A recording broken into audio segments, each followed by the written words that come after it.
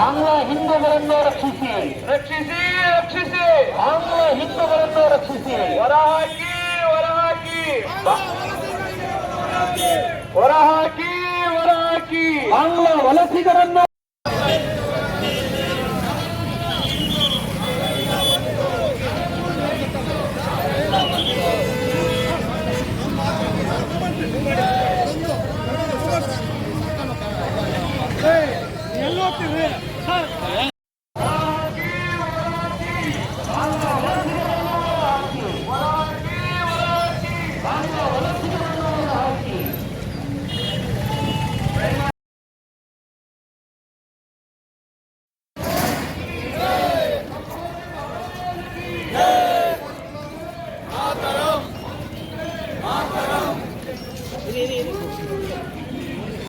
ಬಲವಾಗಿ ನಿಂತು ಪೊಲೀಸ್ ಅಧಿಕಾರಿಗಳು ನಾವೆಲ್ಲ ನಿಮ್ ಜೊತೆಗಿದ್ದೀವಿ ಅಂತ ಒಂದು ದೊಡ್ಡ ಸಂದೇಶವನ್ನ ಅರಸೀಕೆರೆ ಪೊಲೀಸ್ ಅಧಿಕಾರಿಗಳು ನಮ್ಮ ಜೊತೆಗೆ ಸಾಥ್ ಕೊಟ್ಟಿದ್ದಾರೆ. ಆ ಎಲ್ಲ ಪೊಲೀಸ್ ಅಧಿಕಾರಿಗಳಿಗೆ ಆ ಪಾಸ್ಪೋರ್ಟ್ಗೆ ಯಾವುದೇ ತರ ತಪ್ಪು ಇರಬಾರ್ದು, ಏನಿರುತ್ತೆ ಅದೇ ರೀತಿ ಆಧಾರ್ ಕಾರ್ಡಲ್ಲಿ ಇರಬೇಕು ಅಂತ ಆ ಒಂದು ಪಾಸ್ಪೋರ್ಟ್ನ ಅಧಿಕಾರದ ಒಂದು ನಿಯಮ. ಅಷ್ಟಕ್ಕೆ 2 ಫೀಟ್ ಡಿಲೀಟ್ ಮಾಡಿ ಅನ್ನೋದಕ್ಕೆ ಇದು ಆಗಲ್ಲ ಅಂತ. ಮತ್ತು ನಿಮಗೆ ಹೆಂಗೆ ಹೊರ ದೇಶದಿಂದ ಬರ್ತಕ್ಕಂಥವರಿಗೆ ಹೆಂಗೆ ಆಧಾರ್ ಕಾರ್ಡ್ ಸಿಗ್ತದೆ? ಸಾಲನ್ನು ಕೊಟ್ಟಿದ್ದಾರೆ ನೋಡ್ರಿ. ಯಾವ ಧರ್ಮ, ಯಾವ ನ್ಯಾಯ, ಯಾವ ನೀತಿ ಇದೆ ಈ ದೇಶದಲ್ಲಿ? ನಾವು ಕೂಡ ಯಾವುದೋ ಒಂದು ದೇಶಕ್ಕೆ ಹಿಂಗೆ ಹೋಗ್ಬಿಟ್ಟು ವಲಸೆ ಹೋದ್ರೆ ಭಾಳ ಚೆನ್ನಾಗಿರುತ್ತೇನೋ ಅಂತ ನಾವಾದ್ರೂ ಕೂಡ ಯೋಚನೆ ಮಾಡಬೇಕಾಗುತ್ತೆ. ಆದ್ರೆ ನಮಗೆ ಆ ಧೈರ್ಯ ಇಲ್ಲ. ನಮ್ಮ ದೇಶದಲ್ಲಿ ಬದುಕಂಥ ಧೈರ್ಯನೂ ಕೂಡ ನಮಗೆ ಭಾಳ ಕಷ್ಟ.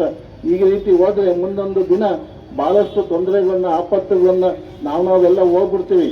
ಮುಂದೆ ಬರ್ತಕ್ಕಂಥ ಈ ದೇಶದ ಜನವನ್ನ, ಪೀಳಿಗೆಯನ್ನು ರಕ್ಷಣೆ ಮಾಡಬೇಕು ಅಂದ್ರೆ ತಾವೆಲ್ಲರೂ ಕೂಡ ಒಂದು 5-10 ನಿಮಿಷ ಪಾಪ ಎಲ್ಲರೂ ಕೂಡ ಇಲ್ಲಿ ಅಂಗಡಿ ಬಂದ್ ಮಾಡಿಸಿ ತಮ್ಮ ವ್ಯಾಪಾರ ಇರ್ಬೋದು ಎಲ್ಲ ಉದ್ಯಮವನ್ನು ನಿಲ್ಲಿಸಿ ಭಾಗವಹಿಸಿದಿರ ಅಂತಂದ್ರೆ, ಅದೇ ರೀತಿ ಎಲ್ಲರೂ ಕೂಡ ದಿನನಿತ್ಯದ ಕೆಲಸಗಳನ್ನ ಬಿಟ್ಟು ಒಂದು 10 ಗಂಟೆ, 1 ಗಂಟೆ ಟೈಮ್ ಇಂಥ ಒಂದು ರಕ್ಷಣೆಯನ್ನು ಮಾಡ್ತಕ್ಕಂಥ ಕೆಲಸಕ್ಕೆ ಎಲ್ಲರೂ ಕೂಡ ಬರಬೇಕು.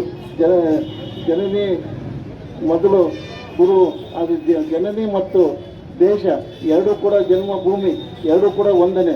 ಜನ್ಮಭೂಮಿಯನ್ನು ರಕ್ಷಣೆ ಮಾಡಬೇಕು. ಆ ಹಿನ್ನೆಲೆ ಒಳಗೆ ತಾವೆಲ್ಲರೂ ಕೂಡ ಹೋರಾಟವನ್ನು ಮಾಡಿ ಅಂತ ಹೇಳ್ತಾ, ಇನ್ನು ಇದೇ ಮಾತುಗಳನ್ನ ಹೇಳ್ತಾ ಹೋದ್ರೆ ಅವ್ರ ಮಾತು ನಾವು ಮತ್ತೆ ರಿಪೀಟ್ ಮಾಡ್ತೀವಿ, ಇವ್ರ ಮಾತು ಮತ್ತೆ ರಿಪೀಟ್ ಮಾಡೋದ್ರಿಂದ ಬಿಸಿಲಲ್ಲಿ ನಿಂತಿರ್ತಕ್ಕಂಥ ನಿಮ್ಮ ದಗೆಯನ್ನು ನಾವು ನೋಡಿ ನಮ್ಮ ಮಾತುಗಳನ್ನ ಮೊಟಕು ಮಾಡ್ತಾ, ಇದೇನು ಒಂದು ಹೋರಾಟಕ್ಕೆ ಇದಕ್ಕೆ ತಮ್ಮ ಎಲ್ಲರ ಬೆಂಬಲ, ಎಲ್ಲರೂ ಕೂಡ ಎಲ್ಲ ಅಧಿಕಾರಿಗಳು, ಎಲ್ಲ ಧರ್ಮದವರು ಎಲ್ಲರೂ ಕೂಡ ಸೇರಿಕೊಂಡು ಇದನ್ನು ಖಂಡಿಸ್ಬೇಕು. ಪ್ರಪ್ರಥಮವಾಗಿ ಬಾಂಗ್ಲಾದೇಶ ನೋಡ್ತಾ ಇದ್ದೀವಿ.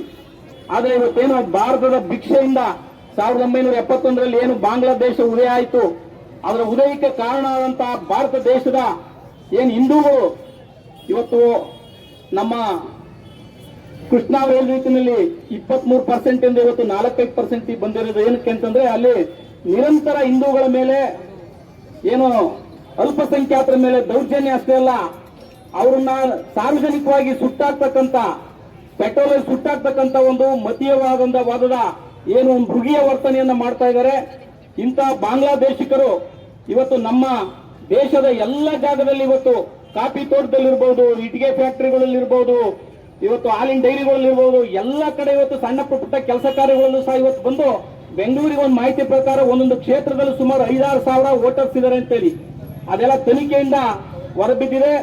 ಆದ್ರಿಂದ ಇವತ್ತೇನು ಅರಸೀಕೆರೆಯ ಎಲ್ಲ ವರ್ತಕ ಬಂಧುಗಳು ಅಂಗಡಿ ಮುಗ್ಗಟ್ಟುಗಳನ್ನ ಬಂದ್ ಮಾಡಿ ಇವತ್ತಿನ ಪ್ರತಿಭಟನೆಯಲ್ಲಿ ಭಾಗವಹಿಸುವ ಮೂಲಕ ನಮ್ಮೆಲ್ಲರ ವಿರೋಧ ಆ ಬಾಂಗ್ಲಾದೇಶದಲ್ಲಿ ಹಿಂದೂಗಳಿಗೆ ಏನು ನರಮೇದ ಕ್ರಮಗಳನ್ನು ತಗೊಳ್ಳಿಲ್ಲ. ಬಹಳ ನೋವಿನ ಸಂಗತಿ. ಜೊತೆಗೆ ನಾವು ಮಠಾಧೀಶರಿಗೆ ಕರೆದಿದ್ವಿ, ಕೆಲವರು ಬಂದಿದ್ದಾರೆ. ಇನ್ನೂ ಸಾಕಷ್ಟು ಮಠಾಧೀಶರು ಸ್ಪಂದಿಸಬೇಕಾಗಿತ್ತು. ಅದೇನೋ ಕಾರಣ ಗೊತ್ತಾಗ್ಲಿಲ್ಲ.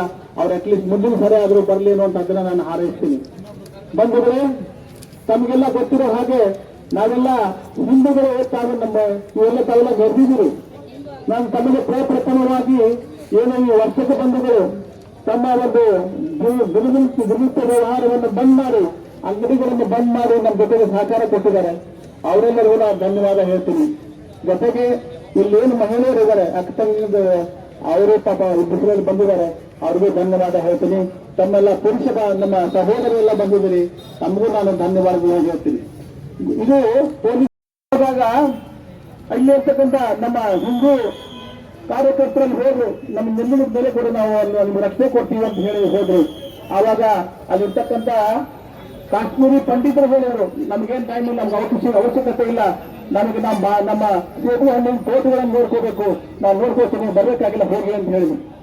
ಮುಂದೆ ಕೇವಲ 3 ವರ್ಷದಲ್ಲಿ 1993ರಲ್ಲಿ ಸಾಕಷ್ಟು ಭಯೋತ್ಪಾದನೆ ಹೆಚ್ಚಾಗಿ ಸುಮಾರು 3 ಲಕ್ಷ ಕುಟುಂಬಗಳು ಬಾಂಗ್ಲಾದೇಶದ 3 ಲಕ್ಷ ಕುಟುಂಬಗಳು ನಮ್ಮ ದಿಲ್ಲಿ ನಿರಾಶ್ರಿತ ಕ್ಯಾಂಪ್ನಲ್ಲಿ ಇವತ್ತಿನ ಹಿಂದೂಗಳು ನಿರಾಶ್ರಿತ ಕ್ಯಾಂಪ್ನಲ್ಲಿ ಆ ಕಾಶ್ಮೀರಿ ಪಂಡಿತರು ವಾಪಸ್ ಇವತ್ತಿಗೆ ಹೋಗಬೇಕಾಗಿಲ್ಲ. ಬಂದರೆ ಅವರಿಗಾಗಿರೋದ್ರಿಂದ ಪರಿಸ್ಥಿತಿ ನಮಗೂ ಬರ್ಬೋದು.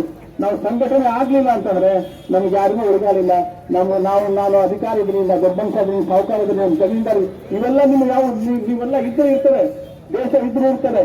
ನೀವೆಲ್ಲ ಒಗ್ಗಟ್ಟು ಆಗ್ಲಿಲ್ಲ ಅಂತಂದ್ರೆ ನಮ್ಗೆ ಟೈಮ್ ಇಲ್ಲ ಅಂತ ಹೇಳಿದ್ರೆ ಬಹುತೇಕ ಆ ಕಾಶ್ಮೀರಿ ಪಂಡಿತರಿಗೆ ಆಗಿರ್ತಕ್ಕಂಥ ನೋವು ನಮಗೂ ಅನುಭವಿಸಬೇಕಾಗುತ್ತೆ. ಸೊ ಹಾಗಾಗಿ ಈಗ ಸರ್ವಪ್ರಥ ಸ್ವಾಮೀಜಿಯವರು ದಯಮಾಡಿಸಿದ್ದಾರೆ. ಅವರು ತಮ್ಮನ್ನು ಉದ್ದೇಶ ಭಾರತ ದೇಶ ಭಿಕ್ಷೆ ಹಾಕಿದಂತಹ ಬಾಂಗ್ಲಾದೇಶ ಇವತ್ತು ಪಾಕಿಸ್ತಾನದ ಜೊತೆ ಇದ್ದಂತಹ ಬಾಂಗ್ಲಾವನ್ನ ನಮ್ಮ ಭಿಕ್ಷೆಯ ರೂಪದಲ್ಲಿ ಇವತ್ತು ಬಾಂಗ್ಲಾದೇಶವನ್ನಾಗಿ ಒಂದು ರಾಷ್ಟ್ರವನ್ನಾಗಿ ಮಾಡಿಕೊಡೋದ್ರಲ್ಲಿ ಭಾರತ ದೇಶದ ಪ್ರಧಾನಮಂತ್ರಿಗಳು ಅಂದಿನ ಇಂದಿರಾ ಗಾಂಧಿಯವರು ಪ್ರಮುಖ ಪಾತ್ರವನ್ನು ವಹಿಸಿದ್ರು. ಆದರೆ ಇವತ್ತು ಆ ಬಾಂಗ್ಲಾದೇಶದ ಇರ್ತಕ್ಕಂತಹ ಭಯೋತ್ಪಾದಕರು ಅಲ್ಲಿರ್ತಕ್ಕಂಥ ನಮ್ಮ ಹಿಂದೂ ಅಲ್ಪಸಂಖ್ಯಾತರ ಮೇಲೆ ದಾಳಿಗಳನ್ನ, ಹತ್ಯೆಗಳನ್ನ, ಅತ್ಯಾಚಾರಗಳನ್ನ ಮಾಡ್ತಾ ಇದ್ದಾರೆ. ನಮ್ಮಿಂದ ಭಿಕ್ಷೆಯನ್ನು ತಗೊಂಡಿರ್ತಕ್ಕಂತಹ ಬಾಂಗ್ಲಾದೇಶ 1991ರ ದಶಕದಲ್ಲಿ ಅಲ್ಲಿದ್ದಂತಹ ಹಿಂದೂಗಳ ಸಂಖ್ಯೆ ಸುಮಾರು 23%, ಶೇಕಡ 23% ಹಿಂದೂಗಳಲ್ಲಿ ವಾಸ ಮಾಡ್ತಾ ಇದ್ದು. ಆದ್ರೆ ಇವತ್ತಿನ ದುಸ್ಥಿತಿಯಲ್ಲಿ ಅಲ್ಲಿರ್ತಕ್ಕಂಥ ಹಿಂದೂಗಳ ಸಂಖ್ಯೆ ಕೇವಲ 3%, ಶೇಕಡ 3. ಕಾರಣ ಏನು?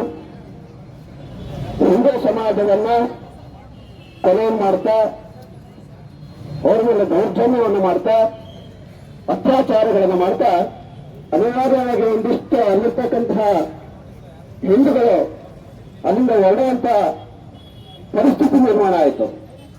ಜೊತೆಗೆ ಒಂದಿಷ್ಟು ಹತ್ಯೆ ಆದರು, ಕೊಲೆಗಳಾಯಿತು. ಇವತ್ತು ಕೇವಲ 2% ಮಾತ್ರ ನಮ್ಮ ಅಲ್ಪಸಂಖ್ಯಾತರ ಹಿಂದೂಗಳು ಅನ್ನಿಸ್ಕೊಂಡಂತೆ ಬಾಂಗ್ಲಾದೇಶದಲ್ಲಿ ಇರ್ತಕ್ಕಂಥದ್ದು. ಅವರ ರಾಜಕೀಯ ಮಾತಾಡ್ತಿ ಒಂದೇ ಒಂದೇ ಒಂದೇ ರಕ್ಷಿಸಿ ರಕ್ಷಿಸಿ